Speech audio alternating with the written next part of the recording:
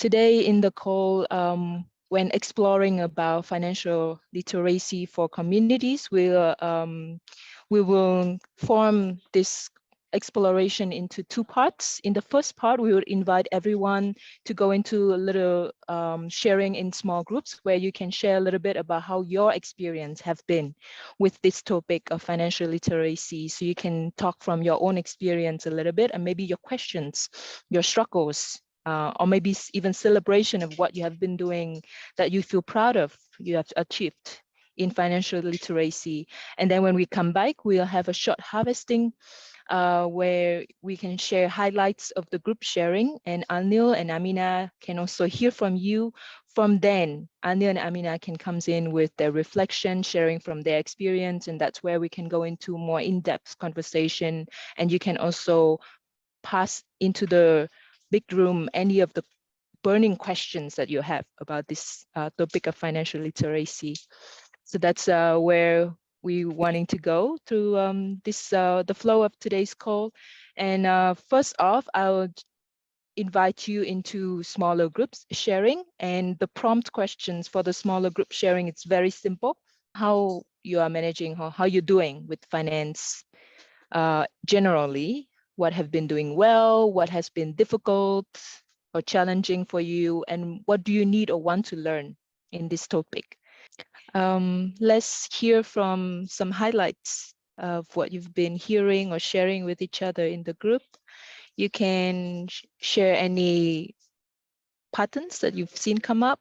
You can also see any highlights or anything that you find really interesting that you want to share back in this main group.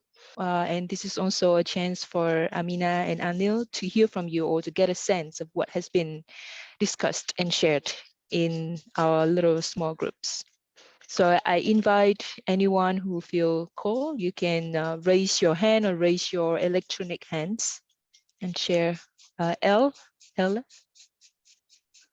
Yeah, hi everyone. My name is Elle and I'm located in Adelaide in Australia, South Australia. So I had my little group of 3 people. I had Nam from Vietnam and Joshua in Ghana and myself. And the theme that came through was access to finance. So having access to appropriate financial products and having and managing cash flow and having financial institutions that understand the types of unique challenges that these community projects face, and designing financial products that actually meets those needs, so that there's a need for some kind of co-design of these financial products. I think that's kind of my takeaway, and I'm hoping that Nam and Joshua are going to nod furiously in agreement that that's the key theme that came out. Yeah, thumbs up from Nam, and I can't see Joshua, but anyway, I'm hoping that that's all accurate. Thank you. Wonderful. Thank you, Elle. And I see Nam doing a very heavy thumbs up for you, so he's also agree. Let's hear from another group. Can also highlight any common patterns or add any extra topics that comes up in your group. I can share. In my group, we have me and Hugh sharing. Also, see that also have troubles, technical trouble to share. But within the conversation that we have, I think the things that came up, especially about the difficulties and challenges, are about firstly not being sure about what to do with finance to begin with.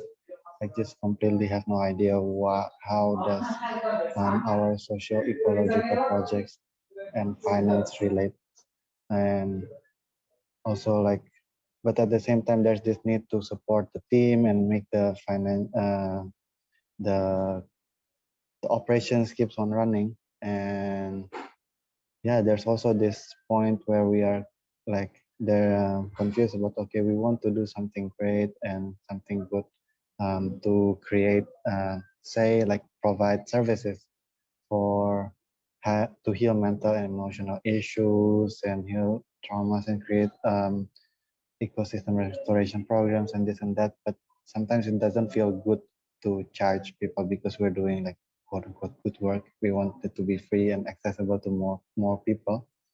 So yeah, there's that some kind of like dilemma also showing up. Some things that we'd like to learn is like how to really manage finances effectively as an initiative to as a regenerative initiative, and also what really makes a community or initiative healthy financially. So yeah, that's from our group. I hope that sums our discussion pretty well. Very interesting. Thank you, Vivian. I see Benjamin hands it up. Benjamin, go ahead. Hi. Yeah. I thought to share a little bit from our group, but I also am doing something at the same time here. So when any of my group members have something to correct or to add, please do. So with that, I was triggered to speak because of what Luvian shared, around like earning money through courses and sharing our experiences, but at the same time not wanting the cost of that to become a barrier to basically sharing the word and getting more and more people onto this path, because that is the fundamental, or one of the fundamental goals, to share this with other people. So if that is going to be our main, or one of the main ways of earning money, then there's kind of like the tension between wanting to make that as accessible as possible and at the same time being to some extent dependent on it for our financial abundance, let's say. So with that, from my personal point of view and what I also shared in the group, the main sort of interest to become financial literate is to become as autonomous as an eco-village can be. So yeah, that's my perspective. So I'm not saying that's the right way to go about it, but it's my perspective and what I shared. If we want to be as free as we can be to design a regenerative process and to live in accordance with our values, we have to be as autonomous as we could be to really, give it our best and not have to at the same time pursue basic, the basic needs through money. And then we are forced to find jobs or forced to offer money where we may not want to charge, at least not very much, or we're forced to do certain income generating processes that maybe we don't entirely wish to engage in, but for the need of money we have to. So for me, it's all about the autonomy, and to build autonomy, for me, I see it in two stages, and the foundation or the fundamental stage would be to become as self-sufficient as a community can be. And of course, that really differs per community. So it's not about becoming fully self-sufficient, but it's about becoming as self-sufficient as the community can reasonably be, because that's like the foundation for autonomy. And on top of that autonomy, or that self-sufficiency, we would look for products and maybe services to offer, to exchange with the world. It can be courses, it can be anything that we would like to offer to earn some money, but that would ideally not be, or minimally necessary to cover our basic needs. So again, based on the amount of self-sufficiency that we can achieve. And yeah, what I can see in the path of eco-villagers, it's a lot about finding the balance between trusting that that if this is the right path, we feel it in our hearts, we're convinced that it's the right path, that will also lead to our survival in a way. Because if the right path doesn't lead to our survival, then something is wrong with the path. That's basically the end of it already. So the balance between trusting and at the same time being proactive and creating income generating activity, and to do that as best as we can, to build our self-sufficiency and to engage into trade, products and services, have an enterprise, we do need financial literacy to keep track of the numbers. So in that kind of progression, like starting from the most basic and then ending up with financial literacy as a tool to help us achieve that level 1 self-sufficiency, level 2 profitable trade with the world. Thank you, Benjamin. That's a lot of also new topic and territory to add into the sharing of the other groups. I would invite maybe one last sharing from any of the groups. Anything burning, interesting that you would like to add into this common pool before we go further? Yeah, I could share a bit. I was in a room with Marilyn from Philippines, who I've known for a long, long time. And we spoke about many things, but I think what emerged as a challenge in my understanding was the ability to make time for financial skills and the ability to develop competence for understanding numbers. And in our communities of people who are transitioning from one system to the other, there is more focus on, say, education or the social aspect or the ecological aspect, while in a day we are not making so much time for finance, right? So yeah, how do we do that? How do we engage more with people who love finance, love numbers, increase our skills and competency within our communities? And how do we heal our relationship with money and not think that money is, you know, something that we have to run away from? It's just an energy that comes when we give some aspects of ourselves as services or products. So I think it's the psychological, spiritual aspect of saying, you know, my purpose lies here. I want to be an educator. So something that came up for me was the economics of education. It's also something I think Kavita mentioned in the chat. And Anil being here, you know, he's somebody who's a master of his knowledge as a financial management consultant. He teaches people all over the world. He travels. He works super hard. I've seen him, you know, he's just like amazing. He just doesn't stop. And so he's managed to take education, present it in a way that people receive it. Everybody values his commitment and his knowledge. And so how can we as Ecovillages become that, right? To know that it's possible to be an educator or develop courses and yet have the courage, the confidence to ask for an energy exchange in money, and that money is not bad and it needs to flow. So that were just some reflections. I don't know if there are concrete patterns or not, but yeah, Marilyn, anything from you? I think that sums it up. The need for financial literacy and embracing that finances is part of our life, and if we want to further our advocacy, it has to be financially sustainable as well. So I'm also thinking along the lines like maybe connecting with people who have been successful with financial management, entrepreneurship, that are using money for a greater good. Because I know people who are mainly just into the financial aspect, and so there's a disconnect. And so I think it would be good for myself, to meet more people who are already doing the bridging work very well, and so that these kinds of people can maybe inspire those of us who are maybe spending more time in the social advocacy part, that probably could use more boosting in terms of the economic balancing aspect. I don't know what word to use, but anyway, I think you guys get it. Thank you, Amina and Marilyn. I think the sharing from the group covers quite the diverse and also wholesome aspects when it comes to finance and working with finance in our project or in our community.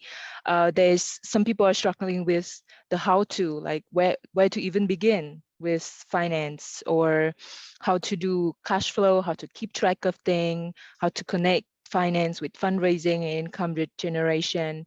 And then also there's this aspect where a lot of us also have mentioned about a healthy relationship with finance, about emotional burdens or dilemmas that comes up, and about autonomy, about sometimes getting overwhelmed when we have to work with finance. And I would love to, in a bit, ask Anil to reflect on all of that. And I see Paulo's hand is up. Maybe just give the mic to Paulo to quickly share. Yeah, go ahead. Okay, thank you very much. I think I just wanted to add a little bit of to the discussion by saying that culture is a really important aspect of economics, and the focus the community puts on the finances and the economical side of things. And cultivating that culture and developing values around positive values around money and the ways you can utilize money to make more projects, to generate more livelihoods for everyone, and have more resources in order to progress in your community. That's an aspect that sometimes we forget, but it's really important to work on that along the way, not just focus on the aspects that usually people prefer when they come to a community, which is the social aspect, the environmental aspect, the cultural aspect. But also think a little bit about this, and it's developing those values. I just wanted to add that. Thank you very much. Wonderful. Thank you, Paulo. So that's beautiful, because now I'm going to invite Anil and Amena to reflect on what we have been sharing and discussing so far, and we can also flow into a more free flow conversation. So you can also at any time put more questions or comment in the chat or raise your hands. So yeah, I'll give the mic back to Anil. So is it going to be a conversation between Amena and me? That will be wonderful. Then that sorts my problem. I don't know to think what to speak on. So that will be great. Amena, should we do that? Yeah, sure, Anil. I mean, we could begin at maybe just starting on, reflecting on what you've heard and what's alive in you. For me, something that I think is a bridge is like looking, like you always say, Anil, that you work with companies and corporates, right, for finance management. And then here you are in the middle of community. And so what are your, I guess, do you see similarities between corporates and companies and communities? Because a lot of communities that I've been connected to say that, oh, we have to leave corporations and companies and come into community to find well-being or peace of mind. What has your experience been? And what does community really mean for you? See, so far as my subject is concerned, I think the concerns should be similar. Because finance management means getting the best of the money that you have. How can you derive the maximum benefit out of it? And I think that is even more relevant for communities, because usually the funds are restricted. And if good finance management helps you derive the maximum benefit with limited resources, then I think it applies equally to whether you're a business organization or you are doing something social. It's even more important for communities because of limited resources. So I think learning finance management skills cuts across, irrespective of what you are doing. The motive changes. I've always felt, not-for-profit organization does not mean you don't make profit. It means you don't withdraw the profit for your personal gains. The word profit can be, in a social context, is usually changed to a word called surplus. So business organizations generate profits. Communities and social organizations have to generate a surplus. Surplus means whatever you receive should be little greater than what you spend. Because if you have a deficit, which in a business context would be called a loss, you won't survive. You'll probably have to shut down. So the difference in so people wrongly interpret a not-for-profit organization meaning you can't make profits. You got to make surpluses so that you can be sustained. And every penny of surplus gets back into the good that you are doing. And so I think apart from changing the terminology, there is no difference between whether you are a corporate or you are a social organization. Yeah. Thank you. Very well put, Anil, because in our communities, which are based in permaculture, that's permanent culture of, agriculture, one of our third ethics is generating surplus that we can share in the community. And that idea of, looking at profit as surplus for me is a real aha moment. And yeah, and I would just like to now maybe invite others who want to respond to what Anil has said. I can see that Benjamin has his hand up. Yeah, thanks, Amina. Yeah, I really appreciate as well, and totally agree with the perspective of generating surplus and to feel that is good, And so, in the first place, I wanted to offer that I think possibly one reason why a lot of people in community and regenerative work struggle is because of the prioritization of earning money. And I do think that makes a fundamental difference between organizations or communities that have primarily a purpose and an aim that isn't making us money as we can. Because for a business, it's fairly simple. Your purpose is to earn money. So you look at your books, and based on what the books tell you, you decide your strategy, you decide your course of action, because that's what you're there for. If something you do don't make money, you stop. But for a community, that isn't the case. So there is this tension that can arise between what we see in the book and what we feel in our hearts and maybe are convinced of in our mind as the best course of activity, even though in the books it isn't making sense. And from my point of view, that often happens, and it's a very valid and legitimate tension that I think personally we have to embrace as in an almost inevitable part of engaging in work that hasn't the primary aim of generating money.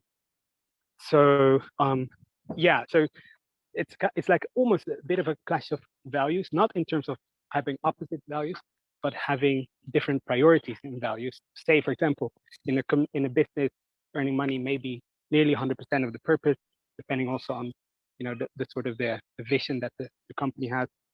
But in essence, the business is there to make money, and so the value in the community may be depending on the culture, as was earlier mentioned. That particular culture of the community, it could be 80%, it could be 40% or 20%, and then we just, I think, have to embrace that there's a tension between the books. And if the books tell us, cut your cost here or stop doing that, or we feel in our hearts that it's not actually right, then I think we have to embrace the tension and navigate the tension as best as we can. Yeah, thank you.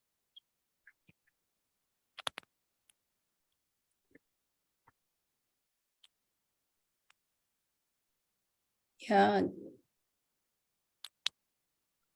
I think this, I guess, bookkeeping, Anil is really good at teaching bookkeeping. And I remember when I took his course, maybe nearly 15, 18 years ago, there was a moment in his teachings where he said, we feel that financial bookkeeping or looking at the numbers of a company or an organization is the task of the financial department.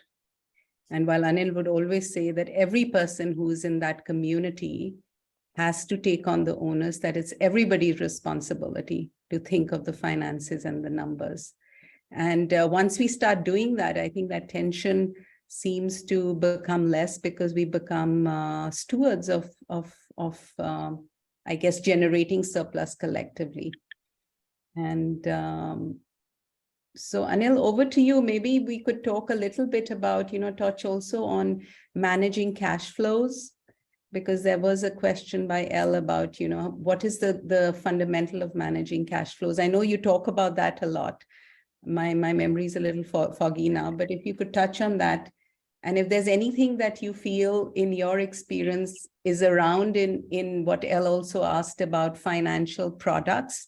I wasn't too sure what that really means, but if you have any understanding of, are there financial products out there that communities could tap into, or do you think there's a creative space where we could develop something together in terms of, helping communities manage the work they do and find this balance between heart and head a bit more? I'm thinking where to start, and because I'm so much into a for-profit world where I, where I teach. And it makes it's more relevant. What I teach is more relevant there. So I'm trying to figure out how to dovetail the thing with what you guys do. But see, the fundamentals of cash flow, there's certain financial words that everybody uses loosely, which so they are interpreted wrongly also. Like both of you spoke just now about bookkeeping. Bookkeeping is certainly only the job of the accounts and finance people. It's not everybody's job. So bookkeeping is accounting, but finance management is everybody's responsibility. So bookkeeping is the process that creates those financial statements, profit loss accounts and balance sheets. So how to make them is the job of the accountants, but how to read them, how to interpret them, how to take financially intelligent decisions. An organization's finance management is nothing but a collection of financially intelligent decisions taken by the entire organization. I've always said it is wrong to think that finance management happens in the finance department. It happens everywhere else except the finance department. So people we call as finance people, which are usually accounting people, we wrongly call them as finance. They are the ones who are engaged in the generation of financial statements. The rest of the organization is engaged in the generation of profit. If their actions are financially intelligent, the so-called finance accounts people will do the post-mortem and tell you whether the organization has made a profit or a loss. So they come into the picture later. By the time the finance professionals come into the picture, the good or the damage is already done. And in my opinion, good finance management basically revolves around two things. I'm sorry to use terms from the capitalist area, but so you interpret it as surplus, I would call it as profit. So number one, the ability to understand the impact on the bottom line, the profit of every action of yours. And number two, it depends, it's your ability to understand the impact on the cash flow. Therefore, cash flow that you used is very important. I don't know how many people are aware that financial mismanagement is the single biggest cause of business failures worldwide. For as high as 90 to 95% business failures, of all the businesses that fail, 90 to 95% fail due to bad finance management. And within that, it is one of these two areas, profitability management and cash flow management. So these things are equally important for a community as they are for an organization. But since you guys have invited me here, if I can leave you with something meaningful from the business world, and if you can relate it to yourselves, that is the best way probably I'll be able to contribute. If I keep thinking in the community way, I may fail because I don't understand enough. But if you don't mind, I can run you through a quick kind of a short insight into two financial statements, a P&L and balance sheet, around which everything revolves. In a community, we don't call it a profit loss account, we call it an income expenditure account. It's the same thing. Just as we don't call it profit, we call it a surplus. Just the terminology changes, everything else remains the same. So are you all okay if I share something from there with you? Yep. Okay. Okay, now I'm going to share my screen. If you allow me, am I enabled to share my screen, guys? Yes, you can share your screen.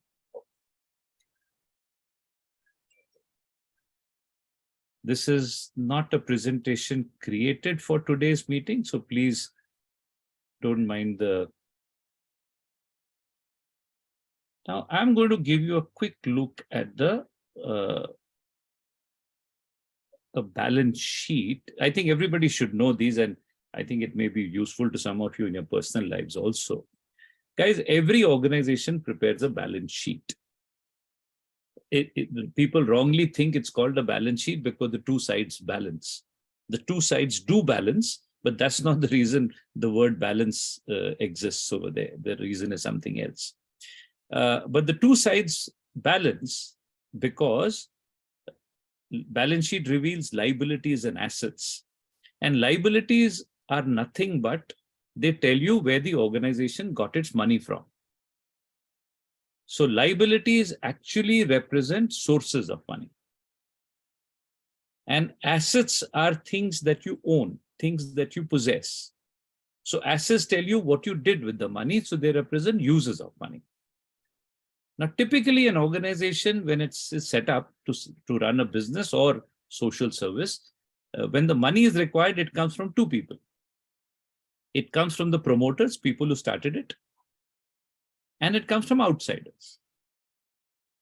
Frankly, both for the organization, when an organization needs money, it has only one option, and that option is to borrow. It borrows from the promoters. Borrowing from promoters is called capital.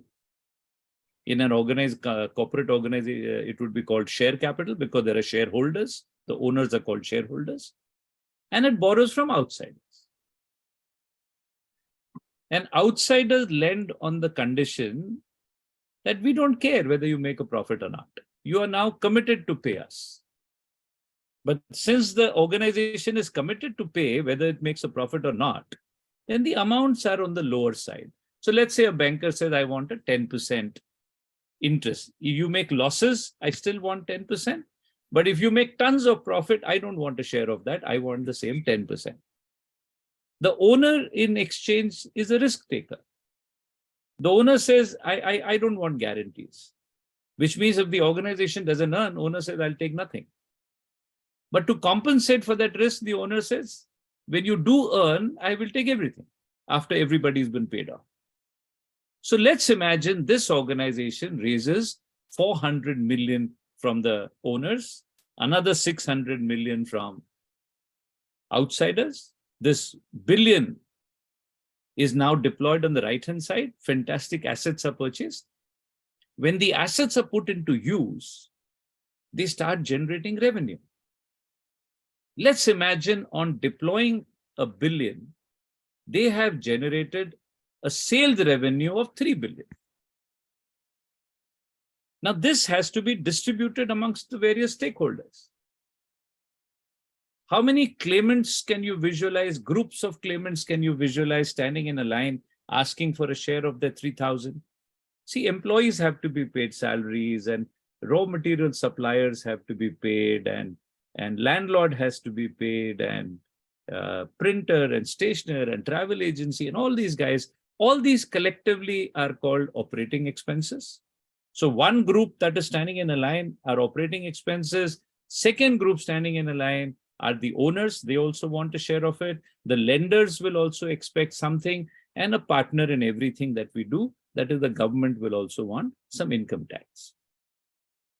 Folks, whatever revenue an organization generates gets distributed between these four groups, but not in this order. So the first claim is of the operating expenses.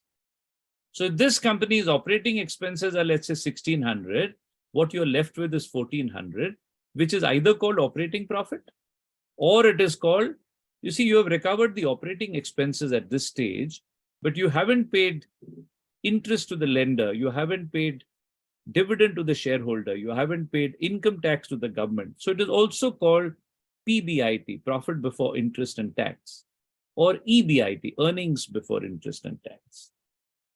Now you pay the lender. You borrowed 600 from a banker at 10%. So you pay, say, let's say 60, you're left with 1340. This is called profit before tax because interest has been paid now. Now, supposing you pay income tax, that gives you profit after tax. Now, this belongs to the owners. Owners said, if you don't earn, we'll take nothing. But when you earn, we will take everything.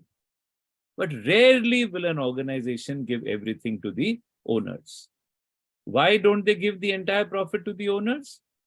Because the lesson that most entrepreneurs learn the hard way is that there is no connection between the profit that an organization earns and the bank balance that it has. And if at all there is a relationship, it's an inverse relationship. The more the profit that one earns, the lesser the bank balance. The statement may not make sense, sounds contradictory, but this is the hard truth of business. So if this company has a profit of 1,000 crores, and even though it was promised to the owners, rarely will they give it. And the most important reason for that is there is no liquidity, there is no money. That's why this cash flow that you spoke about is very, very important. So chances are they convince the owner that we'll give you, say, 50% of what you put in. So 50% of 400 is 200. Now the remaining 800 also is the owner's contribution in a way, because owners were told we'll give you all the profit. If you don't give it to them, then now you owe it to them. So the profit that an organization makes is also shown as a liability in a balance sheet under a heading called reserves. So share capital is the owner's direct contribution. Reserves represents the owner's indirect contribution. Together, of course, this is called net worth. We won't go into the stock market related, so we'll skip this much portion. Okay. So this organization borrowed from the owners directly. They borrowed from the owners indirectly. They have borrowed from a banker. They also go to vendors and say, can you supply goods and services and we'll pay you later. So instead of borrowing money, they borrow goods. That appears over here as a creditor. Now, where does this money go? It goes into two avenues. In any organization, even if you're running a social organization, you might need a certain amount of infrastructure.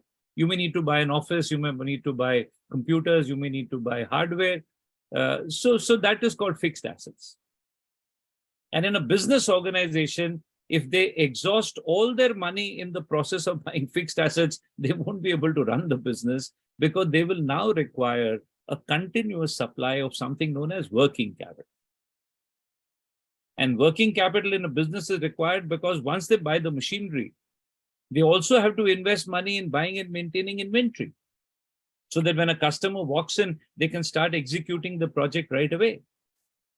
And if you get a large order, the order may take a few months to execute and money will come after that. In the meantime, your day-to-day expenses have to be met. So you've got to hold on to enough cash and bank balances. And another harsh truth of business is, after spending a lot of money, you make the product and give it to your customer, and the customer doesn't pay you upfront. Customer says, come 60 days later and collect your check. So you need to finance money. You need to finance your customers also. So guys, this is a typical, what I've shown you at the bottom is the P&L account. What I've shown you at the top is the balance sheet. So this is what it represents. Now, I think the entire success of a business or survival of a business revolves around your ability to manage this. Two things you need to manage: profitability and cash flow. If you can allow me another 5-10 minutes, I'll share with you two very, very important things that are responsible for most businesses to shut down. And a study was conducted some years back of all the sick businesses in the world. Why do businesses fail? Very often we think, the way technology changes, some companies cannot keep pace with the change in technology. They become technologically obsolete. So technological obsolescence can cause business failures. In other cases, there are people who know how to make a wonderful product, but they don't know how to sell it. So marketing inefficiency can lead to sickness. And there are cases where there are labor unions, which are very, very tough in negotiating. They go on strikes. So labor problems can lead to sickness. A study was conducted which showed that of all the sick businesses in the world, over 95% had not failed due to any of these three reasons. Over 95% businesses had failed due to one reason, what I told you some time back, and that is financial mismanagement. And this is so, it causes so much of hardship. When a business shuts down, it's easy to talk about it. Right now, we are hearing in the world over there layoffs happening. You can't even imagine the misery it causes. The families that get out of job, they don't have money. So when a business shuts down, owners suffer, bankers suffer, shareholders suffer, employees lose jobs, vendors lose money, everybody suffers. So we got to try, and it's a pity that so many businesses fail due to financial mismanagement, which is an avoidable reason. So I have kind of developed two rules. I said, you follow these two rules, and in my opinion, most financial mismanagement related problems will be sorted out. If you have the patience, I can quickly share those two rules. They need hours of discussion, but I can give you an overview. Are we okay with that? Should we do that? Do I have the time for it? Okay. Okay. So guys, these two rules all revolve around a balance sheet. And therefore, understanding a balance sheet that's why I took you through that. Now, what are these two rules? The first rule says, folks, you've got to understand, if the left-hand side over here, guys, balance sheet ways of presentation change. In some countries, assets are shown on the right-hand side, assets on the left and liabilities on the right. Very often you'll see a vertical balance sheet with liabilities on the top and assets on the bottom, or the other way around. Don't let that confuse you. In this case, if the left-hand side indicates where the money has come from and right-hand side tells you where the money has gone, the first rule says, applies more to business. I must keep telling you that. This is not from a community angle. The first rule says you must always remember that out of all the sources appearing on the left-hand side, none of them are free. Money is not free. Sources come at a cost. But it doesn't matter, because this money was used to buy the assets on the right-hand side, which have an ability to earn. Sources on the left have a cost. Users on the right possess an ability to earn. And the first golden common sense rule says you should never invest your money in any business, in any project, in any activity without ensuring that what you can earn from the right-hand side is at least equal to, preferably greater than, the cost of the left-hand side. Rule says, recognize that the sources have a cost, that the users of money can earn. You should invest your money only after ensuring what you can earn from the right-hand side is either equal to or greater than the cost of the left-hand side. Now, this is such an elementary rule that to understand this, you don't need to be literate. What do I mean by that? You catch an illiterate fellow, tell him there's a money lender sitting over there. Go to the money lender's shop and borrow 10,000. Will you do that? This illiterate person borrows 10,000 from the money lender, but money lender says, I'm going to charge you, let's say 15% interest. Now, the moment this person walks out of the money lender's shop, you intercept this fellow, tell him, give this 10,000 to me and I will pay you 10%. What answer will you get? No. Why is he saying no? He's not going to use this language, but he's saying, I can't give it to you because what you're offering me is violating the golden rule number 1. And golden rule number 1 said, first understand what money costs you. In this case, 15%. Don't ever invest it unless you can earn equal to or greater than the cost of capital. Now, on the one hand, I've told you illiterate people understand this. On the other hand, I'm telling you this is a golden rule. You might say, Anil, what is golden about it if everybody understands? Ladies and gentlemen, you'll be amazed what an illiterate person will not do. How many large corporations in the world are guilty of doing that? I've been talking about this for a long time, but recently I was reading an article by Bain and Company. That Bain and Company said in the US, 9 out of 10 companies routinely fail to earn even the cost of capital invested in them. 9 out of 10. That means where the illiterate fellow said no, 9 out of 10 would have said yes. In the US, if this is the case of US, you can imagine what must be the case in many other countries in the world. So you went to this illiterate person, you said, give this 10,000 to me and I will pay you 10%. What answer did you get? No. Why not? He said, I'm paying 15. How can I give it to you at 10? Let's say you tell him, all right. You're paying 15, I understand. I'll give you 20%. Can he give it to you now? Is this investment opportunity satisfying rule 1? Yes, but he may still not give it to you. Why will he not give it to you now? He will not give it to you if this investment opportunity that is satisfying rule number 1 is perhaps not satisfying rule number 2, which I haven't told you yet. Second rule, I want you guys to draft it yourselves.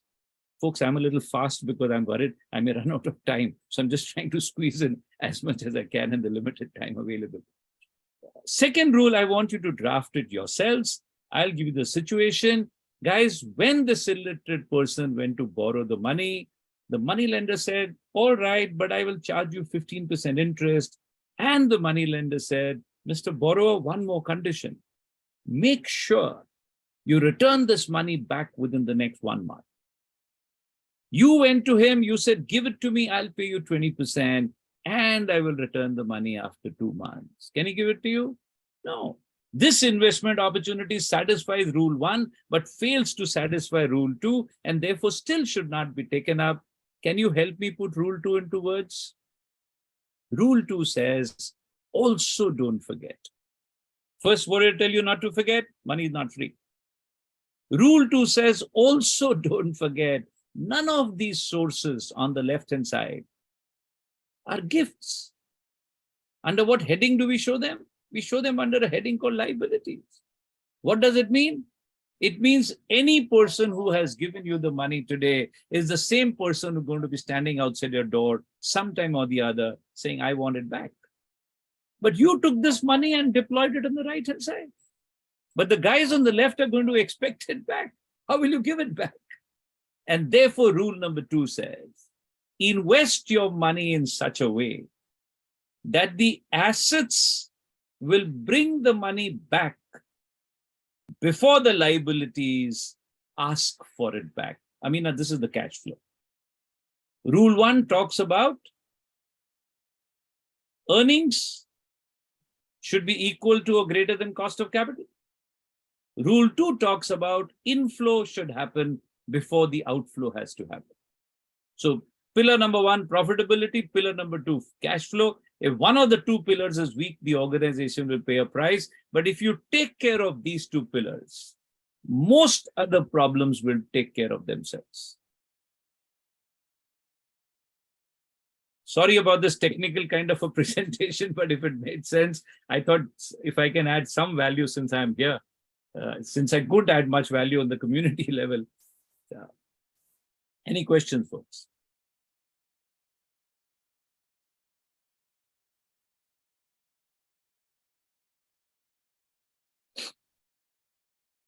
Yeah, Anil, so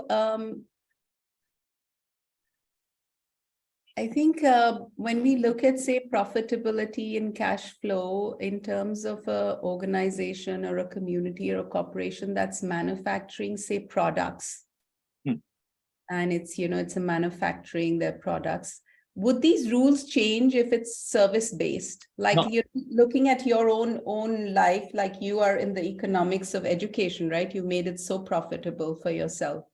And in our communities, I think with Gen and GENOA also, education is our main asset. And across, Amina. That's across, irrespective of industry, irrespective of activity, irrespective of geography. Yeah. Okay. Kin and Hasmukh? Hasmukh can go ahead. Yeah. Anil, I am also about to start a community. So one of the things that we are contemplating is that, for a community perspective, managing the cash flow and the profit and loss, so on, is a challenge. But at the same time, we are trying to deliver a lot of goodwill. We are trying to do afforestation. We are trying to help with the education of the children and so on. So what is the possibility of looking into goodwill ambassadors who are willing to fund, like corporate social responsibility and so on? And how does the community go about doing that, tapping into the goodwill that is out there? I think that's just a matter of communicating the good work that you're doing, and I think the people who would like to support it would come forward. So that's one part of it. No finance management comes over there, right? So I think that's a very good way of raising money. And today, thanks to the rules of CSR, there is lots of money to be taken. But I didn't understand where these rules won't come into that in the picture over there, right?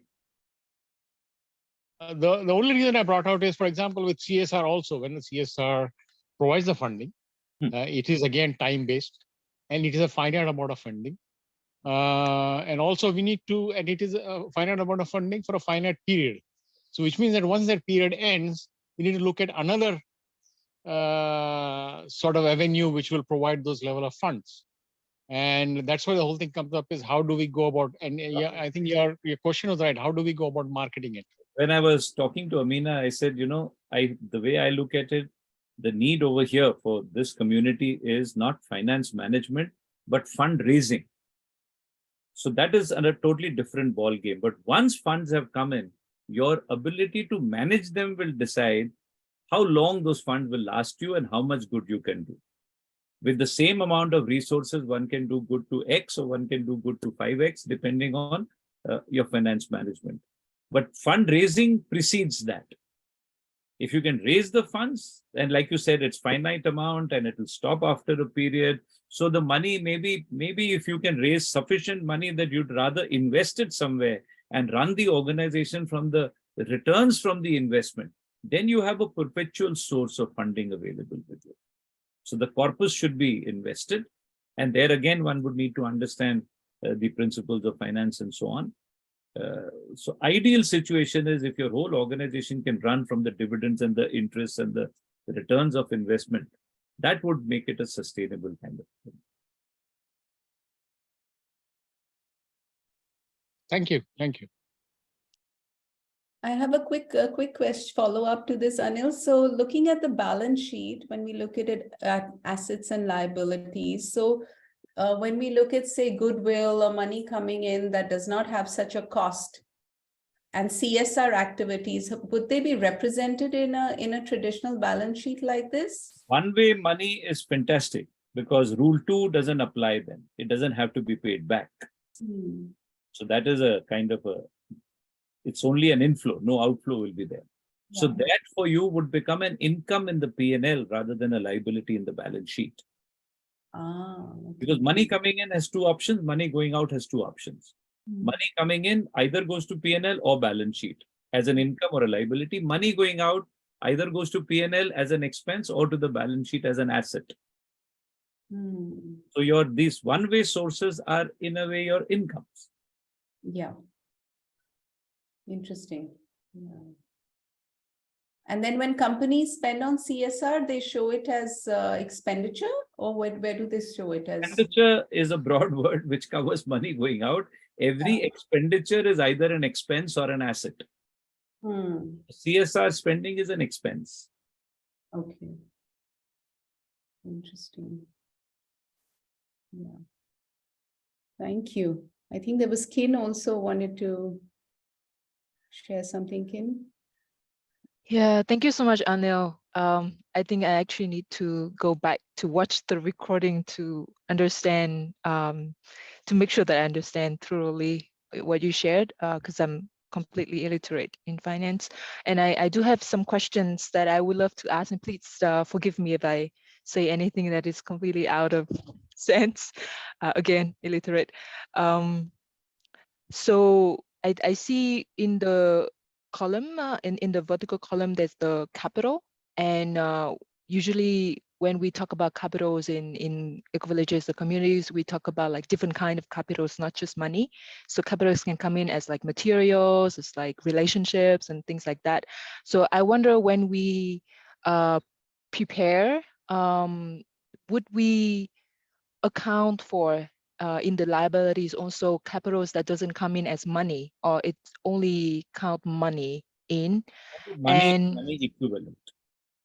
so only money equivalent. Something Or, which is given in kind, which can be converted, which you would have received money and spent it and bought it anyhow.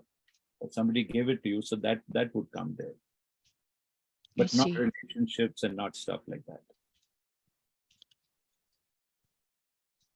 And second part of my question, it's on the second rule, when the cash inflow should comes before the cash outflow, like the time that you need to repay.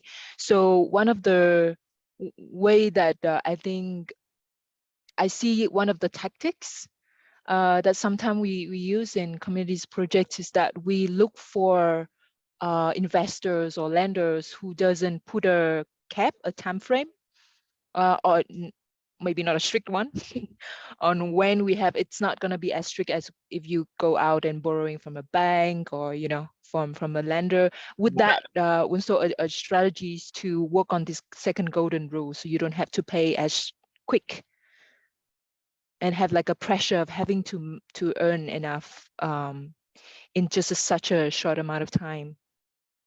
So rule 2 only says you should match your inflow with your outflow. If it doesn't have to happen, then you have that leeway over there. So in your cases, most of the money would not be returnable, right? It would come as donations, it would come as incomes. So, but only if you take a loan which has to be returned, then you should make sure the inflows happen on time. Yeah. Yeah, I'm still processing this. Thank you very much. Hi, Bridge, you have a question? Hi, Anil, how are you? So actually, my question was about accounting for externalities, which are not clearly measurable in value. So for example, eco communities, we help generate a lot of clean air. We help in carbon sequestration. And there's a lot of other outputs we have which are not easy to measure, right?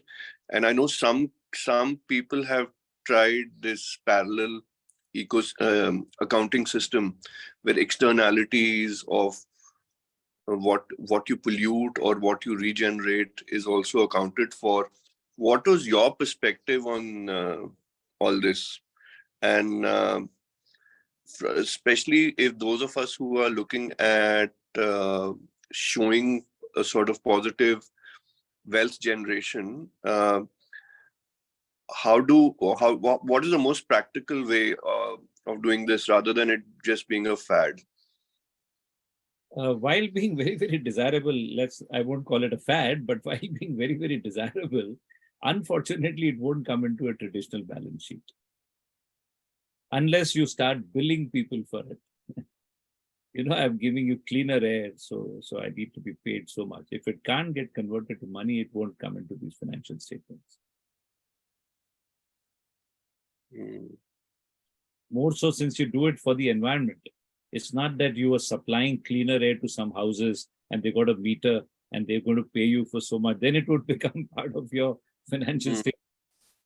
But since it is for the good of everybody and there is no money attached to it, there's no revenue attached to it, it won't come into. So it will remain, as you said, a fad, a good one, a desirable one. Right.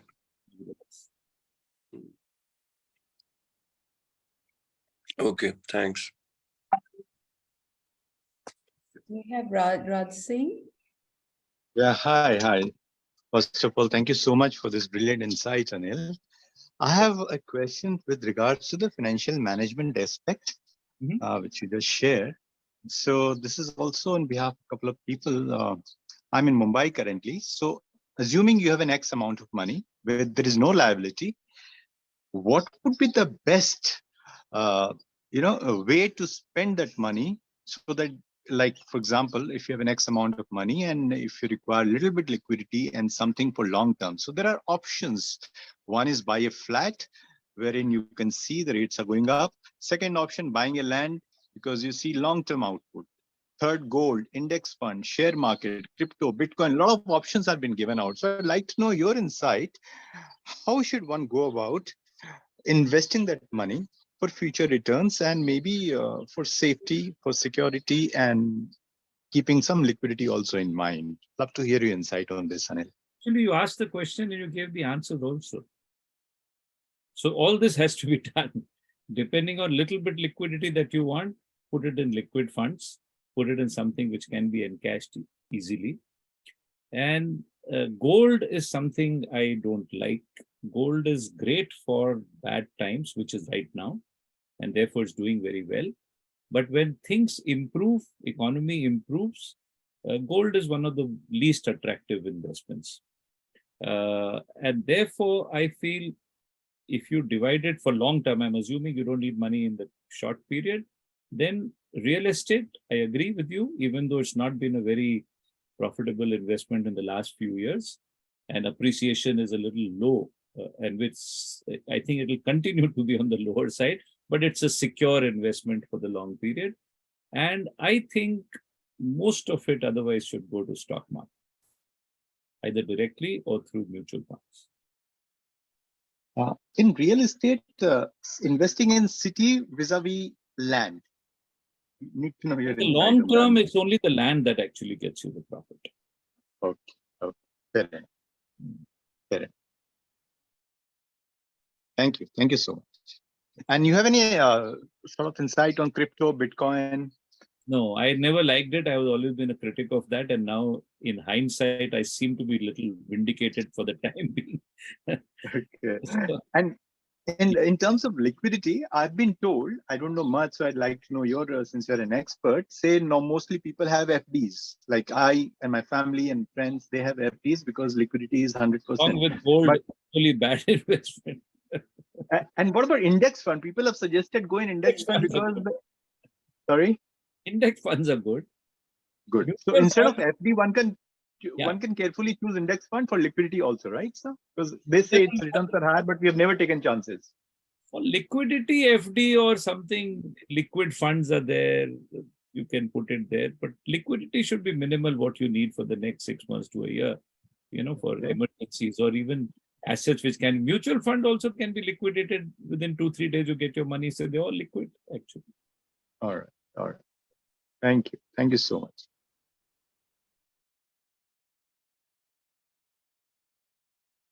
Benjamin, I see your hand.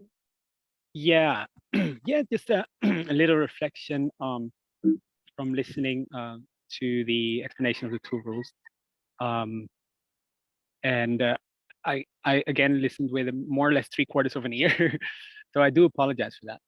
And the reflection I want to offer isn't so much not necessarily in direct response, but more to contextualize a little bit. And so I think that many of us, I don't know how many of us here present, but in general, many of us into community are not business minded, and like a little bit similar maybe to Kent's reaction, like, okay, wow, yeah, I need to assimilate this. Like, how do I embed this into the work of community building and into community as a reality, as a principle?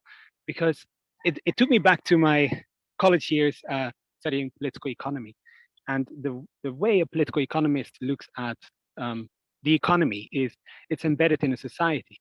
And what we have seen for about 100 years is that the way the study of economics developed is as though it doesn't exist or isn't embedded in a society. And it is for that reason that we have seen so many social destruction arising from economic activities, business activity, because it became disembedded. The graphs, the models started to have a life on their own without looking at what is really going on into the lives of people. And in more recent years, this trend has been acknowledged, and we now see all sorts of social consciousness arising around businesses. But if we can basically approach business. We can basically approach communities from a business perspective. Like, how do we see that businesses become more social? And yeah, then I think we get into the field of corporate social responsibility. That stream, or we can approach it we can approach business from the perspective of community, which means we first understand the community, what a community is about, what the values of a communities are, and then see how business or generating value can be embedded into that reality of economy. And so I really love the clarity that you bring, the knowledge of the systems, the bookkeeping, the financial accounting. I think it's helpful, but I don't think it's helpful if we don't find a way to embed it firmly, like the primary value is the community. So we must understand what that value of community is, or that reality of community. And from that foundation, and which is going to be a foundation that all of us here present will understand. And we understand this reality, maybe not as clearly as we should, but we have some deep, heartfelt understanding of it. And then we look at how can we incorporate these measures and these way of calculating and measuring value. How can we embed that within it? So it's basically all that I wanted to offer. Is if we could do a follow-up session or a next session in which we first look at the reality of community and then embed certain financial principles and mechanisms into that community, like that would be brilliant from my point of view. So valuable. Thank you.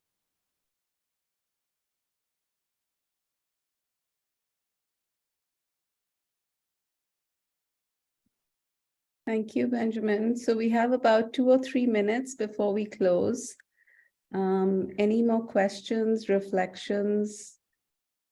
Any next steps that you would like to engage with Anil more? Anil runs a lot of different courses and engagements. I think information is available on his website. Is it, Anil, about your upcoming courses and all?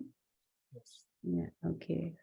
And yeah, Anil, anything from you? I just wanted to add, I think for me, sessions like this are bring me to a center of great appreciation of what was and what is coming from the future.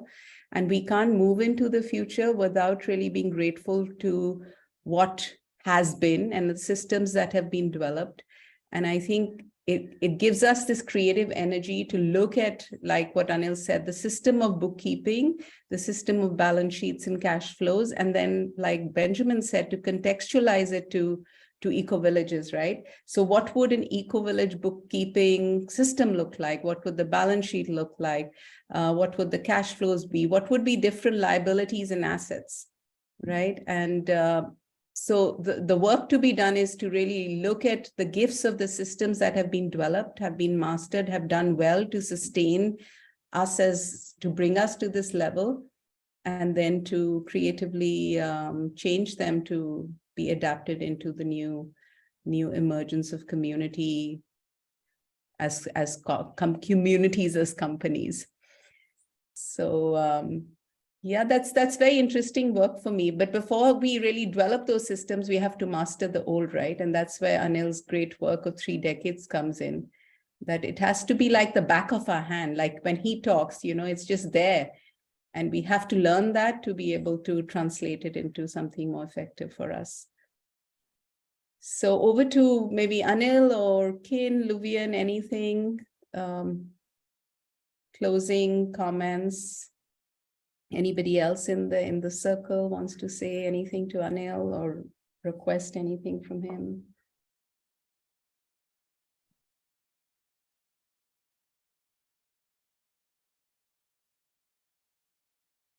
Yeah, I also shared a link to the work of Pawan Sukhdev. Anil, maybe, I don't know if you've heard of him.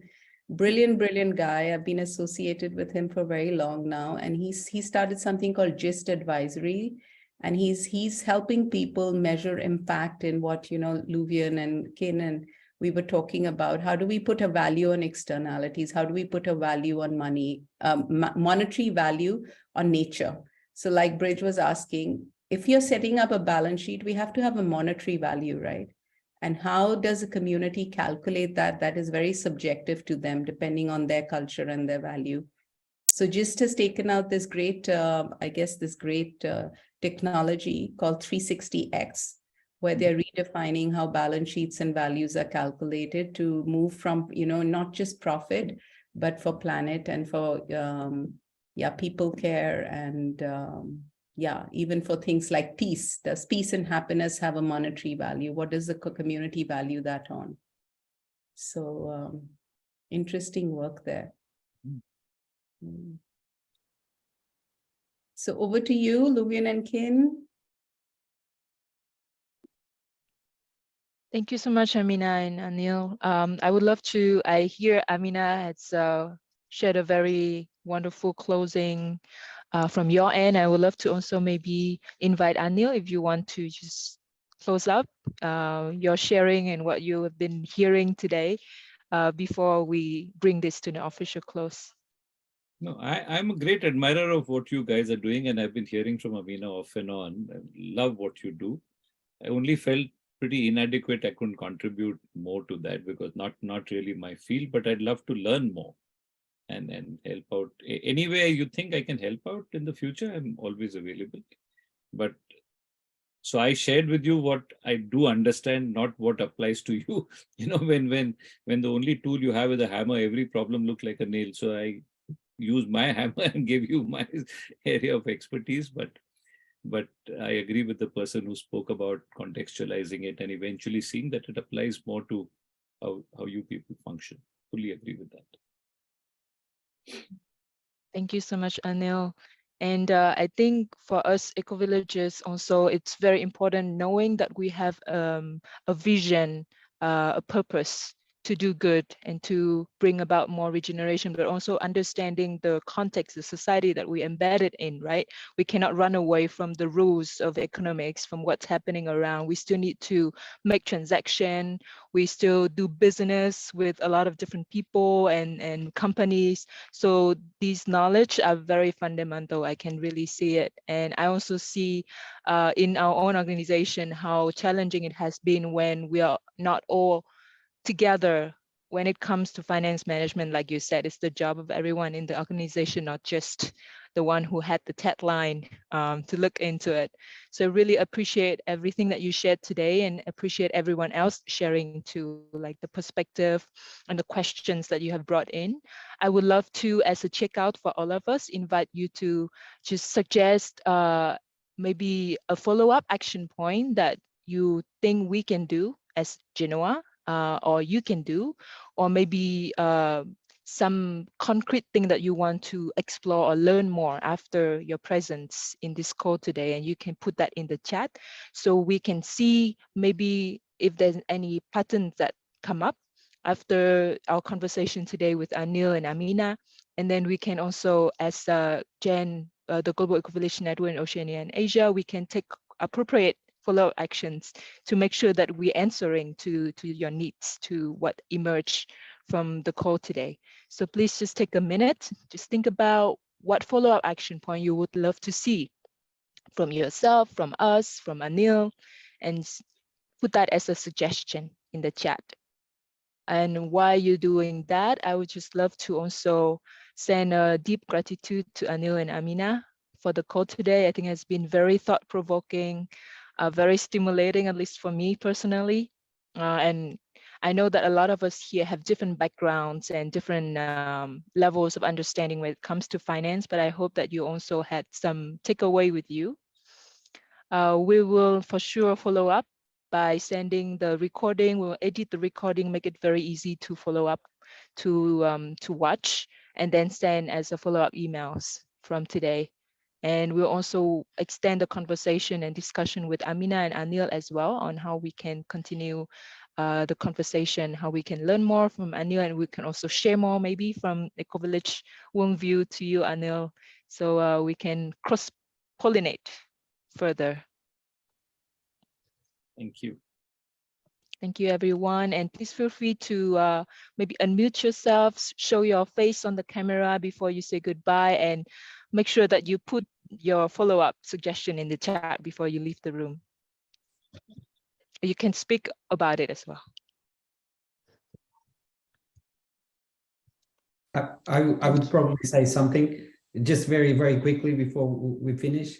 I think the presentation was fantastic. I think it's a topic for me that I like, and I think it's really useful for some of the communities. I think they are at different stages. So the most important thing for some communities is how to generate money, how to generate more surplus in their communities. For others, is probably related to the way they manage the money they have and where to invest. And for others, I think one of the very interesting topics is about cash flow and managing their cash flow. It's so important and so difficult to some organizations. But I think what we have to do is, I agree, contextualize and sometimes be very simple in the approaches, so we can capture more of the people that come to these sessions and run or work in communities or live in communities. Excellent. Thank you so much, Follow. And yeah, anyone else, if you want to share any highlights at the end, please feel free to, or you can just say bye. And since it's time, if you want to leave, just feel free to leave.